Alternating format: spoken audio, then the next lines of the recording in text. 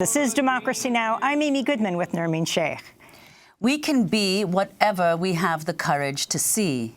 That's the message of a stunning new video released by the Intercept, Naomi Klein, and award-winning artist Molly Crabapple Wednesday that imagines a future shaped by the Green New Deal. It's called A Message from the Future with Alexandria Ocasio-Cortez. The film was co-written by Alexandria Ocasio-Cortez herself, along with Avi Lewis, the co-founder of The Leap. He joins us now from Rutgers University, along with award-winning artist Molly Crabapple, who's here in our New York studio. We welcome you both to Democracy Now! The film now has been seen since you released it on The Intercept yesterday by millions of people. Molly, it's a magnificent piece. Explain, especially for both our radio audience who doesn't see the images, but here's Alexandria Ocasio-Cortez speaking in this fantastical piece that's looking back at when she introduced the Green New Deal decades before. We wanted to create something that fought against this tendency towards dystopia, towards this tendency to the apocalypse. Me and Naomi and Avi and Kim and Jim and Alexandria, we wanted to create a vision of a hopeful, beautiful future, of a future that we wanted to live in. So we made this animation with the idea that Alexandria Ocasio-Cortez was rolling into Washington on the new train at some point in the future and thinking back to how she had gotten there, thinking back to how a series of climate disasters, including Puerto Rico, led to the Green New Deal being adopted and led to the country being made a better, more beautiful, more kind and more dignified place. Puerto Rico, where your father's from? Yes, my father's from Puerto Rico. I think one of the reasons that this project was so meaningful to me was because both me and Alexandria and probably over a million other New Yorkers, we saw what climate change looks like in real life. We saw that it wasn't just like some theory, something, far off that might happen, in 20 years or 100 years. No, we saw climate change tear through Puerto Rico and kill 2,000 Americans.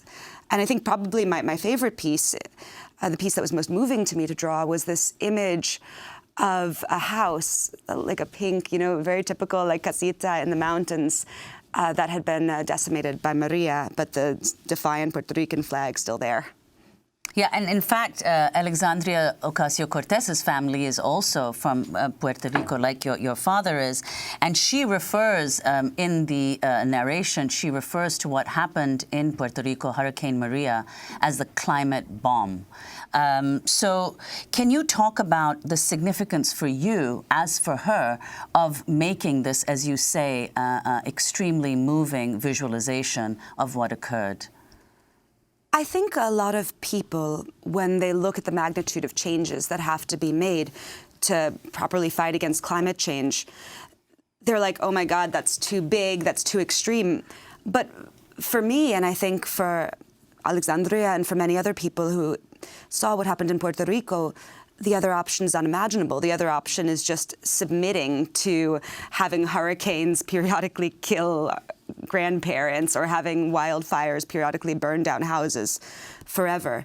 I think that it was very, very important to us to communicate the urgency. But the other thing that Puerto Rico taught me after Maria was the incredible resilience of people, the way that people who had been completely not just neglected but spat upon by the federal government and by FEMA joined together and created mutual aid centers that cleared the roads, that fed their neighbors, that kept old people alive. And so when me and Kim and Jim and Alexandria and Avi and Naomi were conceiving of this, we didn't just want to capture the bad parts, the horrible things. We wanted to capture the idea that, yes, we can do great things. We can be resilient. We can come together. And talk about how illustrations, your art, can convey what, perhaps script cannot, because your art is just incredible, and what you're able to represent, both in terms of what's occurring now and a possible future, is very different from what people have ever seen. I often think that we live in this incredibly image-saturated moment where there's this almost jadedness to photography. I think more photos are taken each year than they were in the entire first 100 years of the history of photography. But drawing, because it's so personal, it can short-circuit that jadedness. It can get around that numbness. what we did with this message from the future was we both showed in kind of like a symbolic and way what the past of climate change had looked like, what the research had been, what the present was, but we also were able to show in this very, very concrete way what the future would look like. One of my favorite things to draw for it was I did a picture of Grand Army Concourse as it would be in 2028 under the Green New Deal. And it kept all of the beautiful old things. I don't want our future to look like Dubai. I don't want our future to mean that we get rid of our history and our culture. But it showed them surrounded with the new things like solar and with like bullet trains and like rooftops that had been converted into community gardens. So you have, the abuelos on the block, right, playing dominoes, low carbon, but you also have people doing gardening on rooftops. Avi Lewis, you're speaking to us from Rutgers University. You worked with Alexandria Ocasio-Cortez on the script. Talk about that and how this fits into, we just heard Naomi Klein introducing the film and talking about the actual New Deal and the money that was put into artists. In a moment, we're going to hear Noam Chomsky talk about what the Green New Deal can learn from the New Deal. Your comments. Well, first of all, Amy, it's so great to be on Democracy Now! And as always, and to share this work of, it took about 4 months and a huge effort. I checked the numbers this morning and it's been seen by more than 4 million people in less than 24 hours. So it's clearly striking a deep, deep nerve with people. And the number of responses we've heard and received about people who are kind of weeping while watching this visual imagining of a more hopeful future, I think is really striking. But listen, as a storyteller and a film and television maker for almost 30 years, I've learned that there's always a huge community of people making a work, most of whom are unseen. In this case, I feel like we should have had like a producer credit for the movements that produced this political moment that this piece is emerging from.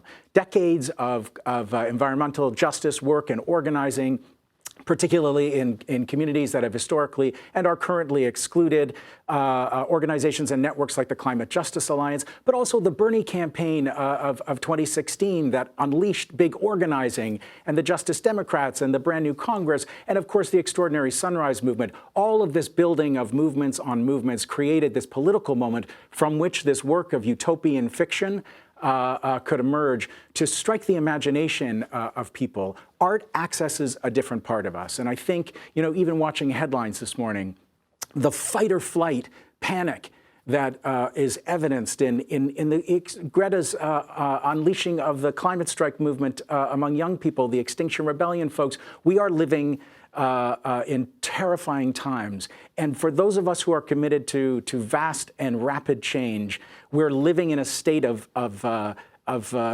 engagement that is not fun a lot of the time. And when I see people's responses to this work and the amount of emotion that it's unleashed, I'm really struck by how much we need, not just hope, which as Obama and politicians like Justin Trudeau reveal can be a shallow and easily leveraged commodity, but an actual vision. When we have a beautiful art like Molly's, a fully articulated, beautiful vision of the world we're fighting for, we need it. It orients us. It reminds us what we're doing all this work for. And it unleashes incredible political potential as well. I mean, this piece has struck a nerve for a very clear reason. And, getting to work with AOC was an extraordinary opportunity. Having my phone ring at a certain point weeks into the process when I was waiting for a reaction to the first draft of the script, and having the little video call icon flash, and then suddenly be talking to her in her office in Congress. And, having a major restructuring of the first draft. And then I got, in subsequent weeks, 2 full line edits where she'd sat down with the script and done a very intensive rewrite, and then a very collaborative process in recording the narration, where I think we heard a different side of this remarkable, electrifying politician than we've heard, a more internal, a more dreamlike state that she was able to locate in conjunction with the art and the ideas. I think we're living in an extraordinary moment. They're full of peril and promise, and we need this promise nerve to be touched. And Molly Crabapple, this work that you've done for The Intercept on climate change follows on another remarkable film that you illustrated on the war on drugs with Jay-Z. So can you talk about how that was received and how you hope, what you hope audiences will learn from this film? Well, I've been lucky enough to spend about 9 years creating films like these with Kim Bookbinder and Jim Batt. They're stop-motion films that take sometimes 30 hours to film and then 100 more hours to edit. And 2015 that, or 2016 that our collaboration with Dreamhampton and Jay-Z came out, which was about the disparities in the way that Black people and white people are treated around drugs. It trended worldwide. It was something that teachers use, that's used in museums, that I think was part of actually changing how people spoke about these sentencing disparities and how people spoke about creating not just marijuana legalization, but justice for all these people that have been locked up in cages because of racist laws. I think our video did a small part of that. And the thing that I think that these videos can do that's very important is that many people, they look at a bunch of graphs, tables, data, long blocks of text, and they're like, this is so depressing, this is so overwhelming, and they just basically stop reading after the headline.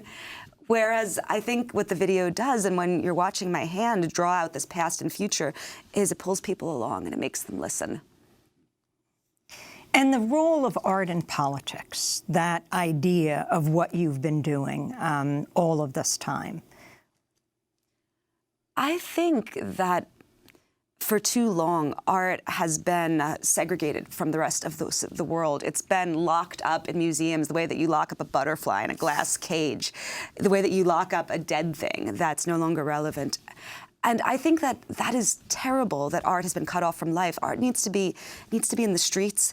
It needs to be in people's minds. The art world is too small of a place for art. And for me, doing work that's, graffitied on walls or that's held at protests or that chronicles some of the struggles and conflicts of our time, that's part of breaking art out of the cage of the art world.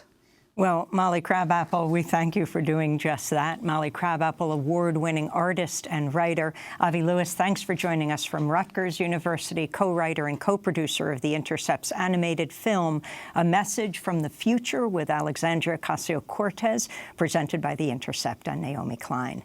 This is Democracy Now! When we come back, we hear Noam Chomsky on both the Green New Deal and lessons from the past, as well as what's happening today on the Mueller report. He'll talk about Russiagate. Stay with us.